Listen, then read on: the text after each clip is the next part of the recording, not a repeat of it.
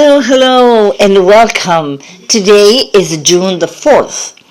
We are reading the greatest words ever spoken to Jesus' followers. Words that were spoken by our Lord Jesus Christ, which we can share thanks to the compilation and the publishing done by Stephen K. Scott and later on published by WaterBrook in 2008. Today, Thursday, June the 4th, we will be reading part 1 of the topic prayer. So we go to John chapter 14, verses 12 to 14. It reads, "I tell you the truth. Anyone who has faith in me will do what I have been doing. He will do even greater things than these, because I am going to the Father, and I will do whatever you ask in my name, so that the Son may bring glory to the Father. You may ask me for anything in my name, and I will do it." John chapter 15, verses 7 and 8. "If you remain in me, and my words remain in you, ask whatever you wish, and it will be given you. This is to my Father's glory, that you bear much fruit, showing yourselves to be my disciples." John chapter 16, verses 23 and 24. "In that day you will no longer ask me anything. I tell you the truth. My Father will give you whatever you ask in my name.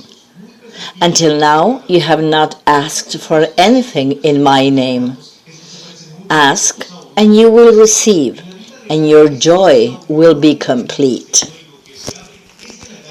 John chapter 16, verses 26 to 28. "In that day you will ask in my name. I am not saying that I will ask the Father on your behalf. No, the Father himself loves you because you have loved me, and you have believed that I came from God. I came from the Father and entered the world. Now I am leaving the world and going back to the Father." In Matthew chapter 6, verses 5 to 8, we read, "And when you pray, do not be like the hypocrites, for they love to pray standing in the synagogues and on the street corners to be seen by men. I tell you the truth, they have received their reward in full. But when you pray, go into your room, close the door, and pray to your Father who is unseen. Then your Father, who sees what is done in secret, will reward you. And when you pray, do not keep on babbling like pagans, for they think they will be heard because of their many words. Do not be like them, for your Father knows what you need before you ask him."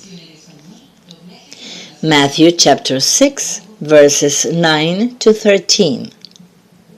"This, then, is how you should pray. Our Father in heaven, hallowed be thy name. Your kingdom come. Your will be done on earth as it is in heaven. Give us today our daily bread. Forgive us our debts as we also have forgiven our debtors. And lead us not into temptation, but deliver us from the evil one." See also Luke chapter 11, verses 2 to 4. In Matthew chapter 7, verses 7 to 11, it says, "Ask, and it will be given to you. Seek, and you will find. Knock, and the door will be opened to you. For everyone who asks receives, He who seeks, finds, and to him who knocks, the door will be opened. Which of you, if his son asks for bread, will give him a stone? Or if he asks for a fish, will give him a snake? If you then, though you are evil, know how to give good gifts to your children, how much more will your Father in heaven give good gifts to those who ask him? Matthew chapter 9, verses 37 and 38. Then he said to his disciples, "The harvest is plentiful, but the workers are few. Ask the Lord of the harvest, therefore, to send out workers into his harvest field." Matthew chapter 17, verses 19 through 21. Then the disciples came to Jesus privately and said, "Why could we not cast the demon out?" So Jesus said to them, "Because of your unbelief. For assuredly I say to you, if you have faith as a mustard seed, you will say to this mountain, 'Move from here to there,' and it will move, and nothing will be impossible for you. However, this kind does not go out except by prayer and fasting." Matthew chapter 18, verses 18 to 20. I tell you the truth. Whatever you bind on earth will be bound in heaven, and whatever you loose on earth will be loosed in heaven. Again, I tell you that if two of you on earth agree about anything you ask for, it will be done for you by my Father in heaven. For where 2 or 3 come together in my name, there I am with them. Matthew chapter 21, verses 12 and 13. Jesus entered the temple area and drove out all who were buying and selling there.